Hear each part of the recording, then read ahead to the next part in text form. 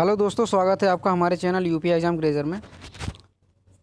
दोस्तों 2020 के जो नोबेल पुरस्कार दिए जा रहे हैं उसके लिए हम कंटिन्यू वीडियो ला रहे हैं और आप उन्हें कैसे याद रखेंगे उसके लिए हम ट्रिक भी बताते हैं।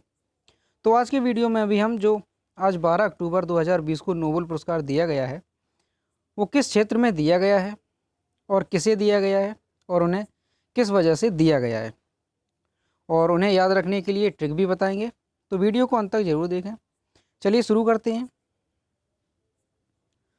दोस्तों जो 2020 का अर्थशास्त्र का नोबेल पुरस्कार दिया गया है वो दो अर्थशास्त्रियों को दिया गया है। किसे किसे दिया गया है? पॉल आर मिलग्राम और रॉबर्ट वी विल्सन, ये दो लोगों को दिया गया है। और आप इन्हें कैसे याद रखेंगे, चलिए ट्रिक देखते हैं। पहले आप छोटी सी एक स्टोरी सुनिए। एक पॉल नाम का लड़का था, आप यहाँ पर देख रहे हैं, ये पॉल नाम का एक लड़का था। तो वो पैसे कमाने के लिए शहर में जाना चाहता था। तो उसने कहा कि हम शहर में जाएंगे। तो जो गांव था उसका, तो गांव में उसने सारा सामान बेचना शुरू कर दिया और बेच दिया। तो उसने कहा क्योंकि हम बाहर जा रहे हैं तो यहाँ पर इस सामान का क्या करेंगे, तो उसने वो सब बेच दिया। अब उसके पास एक रोबोट भी था, तो उसने कहा कि इस रोबोट का भी हम क्या करेंगे, तो उसने उसकी भी नीलामी कर दी। रोबोट की क्या कर दी? नीलामी कर दी। क्योंकि जब वो शहर जा रहा था पैसे कमाने के लिए तो उसने उसकी भी नीलामी कर दी और नीलामी करने से उसे क्या मिला? पैसा मिला, जिससे कि वो शहर गया। तो बस यही हमारी ट्रिक है। क्या है ट्रिक? पॉल ने ग्राम में रोबोट भी नीलाम कर दिया।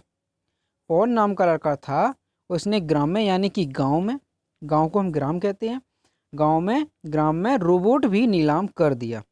अब देखिए यहाँ से पॉल से बनेगा पॉल आर मिलग्राम। पॉल ने ग्राम, ना साइलेंट है, पॉल ग्राम से यहाँ पर बन जाएगा पॉल आर मिलग्राम।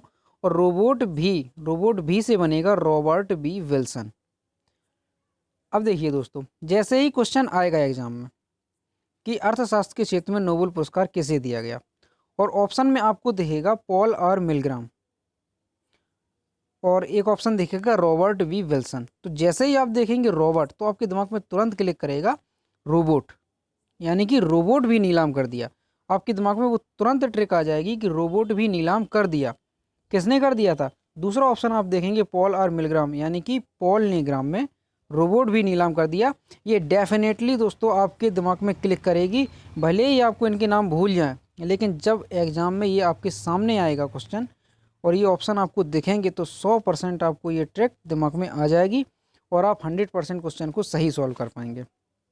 ठीक है दोस्तों, तो यही थी ट्रिक। पॉल ने ग्राम में रोबोट भी नीलाम कर दिया। रोबोट भी से बनेगा रॉबर्ट वी विल्सन और पॉल ने ग्राम से बन जाएगा यहाँ पर पॉल आर मिलग्राम। ठीक है दोस्तों, अब चलिए देखते हैं इन्हें किस वजह से दिया गया है। नहीं, चलिए पहले इन्हें देखेंगे, हाँ, किस वजह से दिया गया है। नीलामी के सिद्धांत और नए नीलामी प्रारूपों के आविष्कारों में सुधार के लिए पुरस्कार देने का फैसला किया गया है।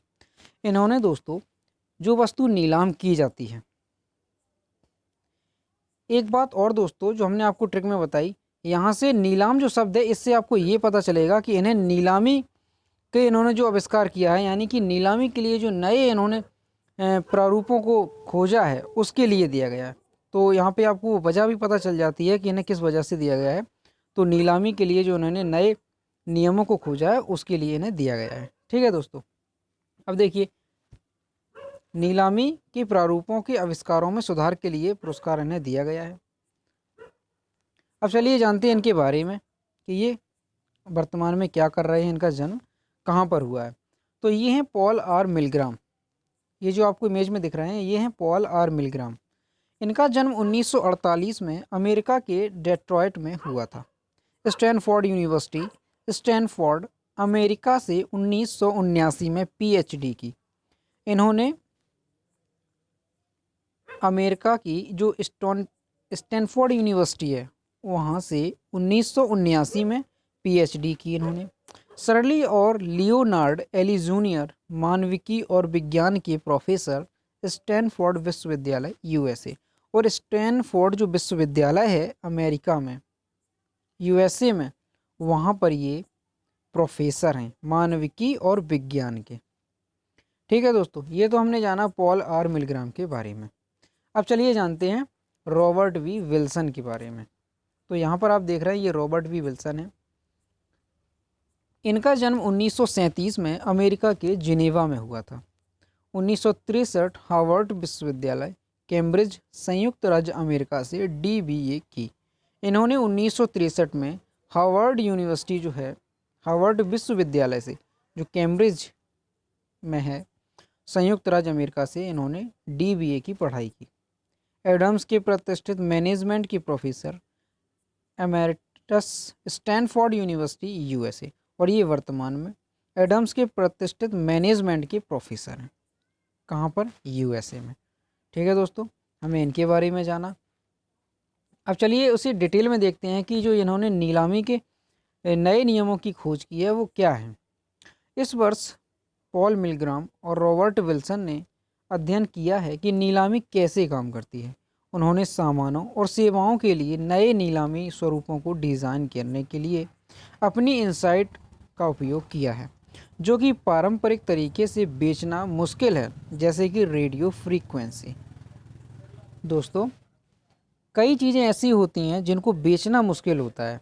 एग्जाम्पल के तौर पर इन्होंने बताया कि रेडियो फ्रीक्वेंसी को बेचना मुश्किल होता है, तो आप उसे कैसे बेच सकते हैं, आप उसे कैसे नीलाम कर सकते हैं, उसके लिए इन्होंने नए नियम बताए हैं, तरीके बताए हैं इन्होंने, और उसके बारे में इन्होंने डिटेल से यानी कि बताया है कि आप किस तरीके से उसे नीलाम कर सकते हैं। उनकी खोजों ने दुनिया भर के विक्रेताओं, खरीदारों और करदाताओं को लाभान्वित किया है। तो इन्होंने जो खोज की है उससे दुनिया भर के विक्रेता और खरीदार और करदाता सभी को लाभ पहुंचेगा। नए नीलामी प्रारूप इस बात का एक सुंदर उदाहरण है कि बुनियादी अनुसंधान बाद में समाज को लाभ पहुंचाने वाले आविष्कार कैसे उत्पन्न कर सकते हैं। इस उदाहरण की असामान्य विशेषता यह है कि उन्हीं लोगों ने सिद्धांत और व्यवहारिक अनुप्रयोगों का विकास किया। नीलामी के बारे में लॉरेट्स के ग्राउंड ब्रेकिंग रिसर्च से खरीदारों, विक्रेताओं और पूरे समाज के लिए बहुत लाभ हुआ है। तो इन्होंने जो नीलामी के प्रारूप पे जो उन्होंने नए नियम बताए हैं, वो समाज को कैसे लाभ पहुंचा सकता है, आविष्कार कैसे नए उत्पन्न हो सकते हैं, वो सारी इन्होंने जो नए नियम बनाए उससे लाभ पहुंचेगा सभी को। तो यही था नीलामी प्रारूप की क्या है, आपने डिटेल में पढ़ा।